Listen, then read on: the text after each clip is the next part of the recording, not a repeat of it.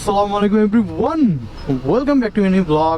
So for real অনেক দিন পর ব্লগ করতেছি, আর কি ব্লগ করব, কি টপিক নিয়ে আই ডোন্ট নো, বাট অনেক দিন পর করতেছি, জাস্ট এটাই টপিক। তো এখন আমার হলো ভার্সিটি শেষ আর কি। তো আমি এখন আমার ছোটো খালার বাসায় যাচ্ছি মহাখালীতে।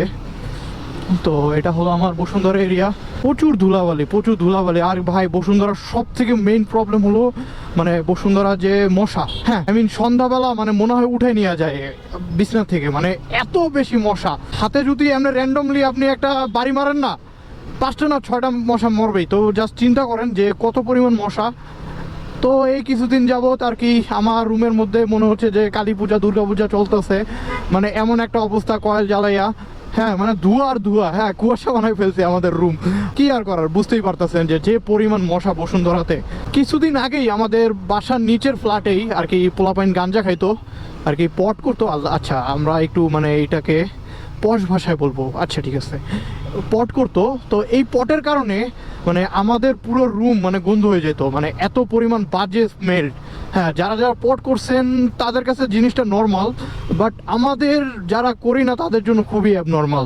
এই জন্যই এটা নিয়ে আমরা বহুত কিছু করছি। হ্যাঁ, এটা নিয়ে বিচার দেওয়া, তারপরে গ্যাঞ্জাম করা যারা খায় তাদের সাথে, এই সব কিছুর পরে আমরা আর কি এই জিনিসটা থামাইতে পারছি। বাট আই গেস আর কিছুদিন থাকলে হয়তো বিচার নিয়ে আসতো, হ্যাঁ, যে বাইরে উপরে কয়েল জ্বালায় আমার ওদের যে নিচের রুম ওইটা পুরোটাই ধোয়া ধোয়া বানায় ফেলায়। এরকম কোনো অভিযোগ আসলে এটা মানে অ্যাবনর্মাল কোনো কিছুই না, এটা আসতেই পারে। ঠিক আছে, যে পরিমাণ মশা। যাই হোক, আলহামদুলিল্লাহ ফাইনালি আমরা এই মশার মানে এই হাল্লাঘর কি যে করবো। যাই হোক, আমরা আর কি এই সব মানে প্যারা থেকে বাঁচতে পারছি। আর এখন এই যে মানে জ্যাম ভাই, সব দিন মানে সকাল বিকাল রাত এই জায়গায় জ্যাম পড়বেই। আমি আর আমার ফ্রেন্ড মানে আমার রুমমেট, আমরা দুইজন আর কি পরশুদিন রাতে বের হয়েছিলাম হাঁটতে। হ্যাঁ, হাঁটার পর যে ভাই 300 ফিট যে জ্যাম দেখলাম, মানে ইন্নানিল্লাহ, এরকম জ্যাম কল্পনাই করতে পারি না। মানে সবই দেখি হলো মানে 80%-এর বেশি হলো পার্সোনাল গাড়ি। হ্যাঁ, আপনি এখানেই দেখেন, এখানে ম্যাক্সিমাম প্রাইভেট গাড়ি আর জাস্ট কিছু অটো। হ্যাঁ, আর কোনো বাসের নাই, সব নিজেদের পার্সোনাল গাড়ি। ইভেন এই ভাঙ্গারি গাড়িটাও পার্সোনাল। Wow, choose. যাই হোক, আজকে মনে হয় একটু বেশি পক করতেছি আমি। আমার জাস্ট ওই ওভার ব্রিজটা পর্যন্ত যাওয়া লাগবে, বাট ওই ওভার ব্রিজ পর্যন্ত যাইতে কত টাইম লাগে আল্লাহ জানে। আমাদের যে রামপুরা রোড, ওই রোডটা হলো আর কি জ্যাম। ঠিক আছে, এই জ্যামের কারণে ওই যে লোকজন পাশ দিয়ে ঢুকতে চায়, এই জন্য আর কি আমাদের পুরো এই রোডের রাস্তাটাই আটকে রাখছে। হ্যাঁ, কি একটা বাজে অবস্থা। যাই হোক, আলহামদুলিল্লাহ বের হয়ে গেছি, দ্যাটস ফাইন। এটা কেমন বসার নিয়ম হলো ভাই? ভাই আপনি একজন ছেলে মানুষ, আপনি আর একটা ছেলের ধরতেই পারেন। আপনি ঠিক আছে পাঠাও নিছেন বা উবার নিছেন, বাট এইভাবে বসতে তো দেখতে অকওয়ার্ড লাগে। আপনার ওই জায়গায় তো সাইড স্ট্যান্ড আছে। Bro, you can keep your food right there. একদিন রাত্রেবেলা আমরা এই রুট দিয়ে হাইটে গেছিলাম, এই আপনার কুড়িলের যে রেলওয়ে স্টেশন আছে ওইটা দিয়ে। সো কিছুটা ভয় লাগছে, কারণ অনেক উল্টা জিনিসও দেখছি। কেউ গাঁজা বিক্রি করতেছে, কেউ ছেলেদের খোঁজে আছে ভাড়া নেবে কিনা।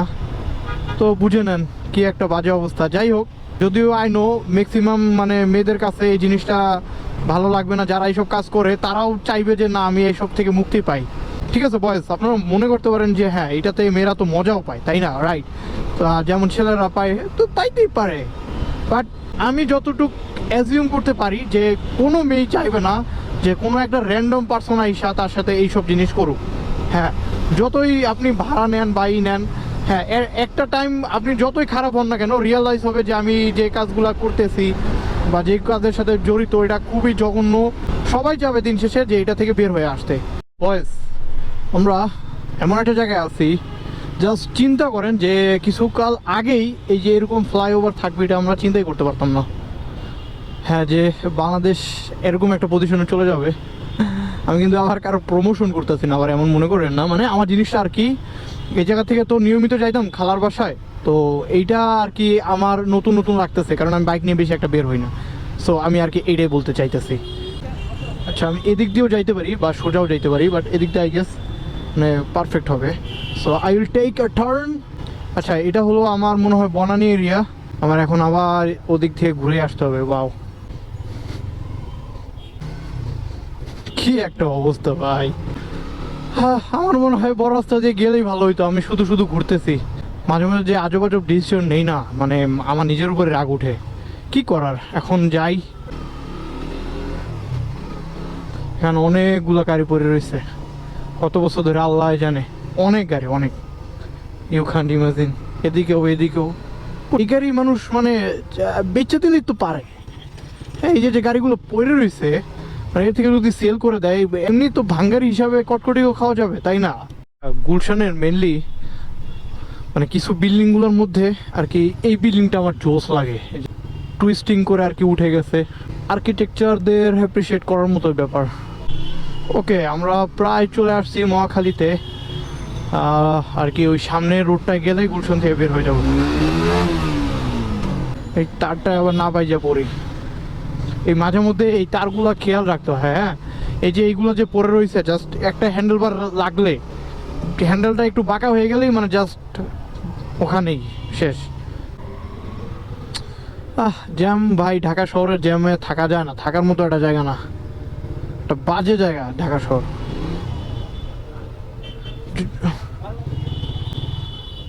যতটুকু পারা যায় জ্যামটা অ্যাভয়েড করা উচিত। আমি তো তাও বাইক দেখে ভাই কোনো মতে চিপা চাপা দিয়ে বের হয়ে গেছে। যারা এই যে বাসে আসে ভাই, এই যে প্রাইভেট কার, মানে খুবই টাইম কনজিউমিং ব্যাপার। সামনে ভাঙ্গা, এখন কি করবেন বলেন, কিছু করার নাই। আর আমি নিজেও জানতাম না এটা ভাঙ্গা হবে, তো আমি নিজেও এদিকে ঢুকাইতাম। স্বাভাবিক পিছনের জ্যাম ছাড়বে, দেন আমি এই জায়গা থেকে বের হইতে পারবো। আদারওয়াইজ মামাই করে কি আসলেই,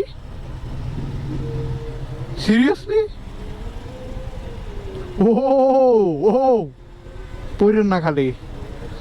আর যে ড্রেনের বাজে অবস্থা, জোস মামা জোস। মনে হইতেছে হালকে ট্যাঙ্ক জাগাইছে। এ হলো বিএইসি হাউজিং। তো এখানে আমাদের আর কি গাড়ি পার্কিং করবো। হলো আমার মামার কোয়ার্টার থেকে। এটা সন্ধ্যায় আসলে বুঝাইতে পারবো যে জায়গাটা ব্লকড। এখন আচ্ছা, বাইক এখানে রেখে গেলাম, ফিয়ামনিল্লাহ।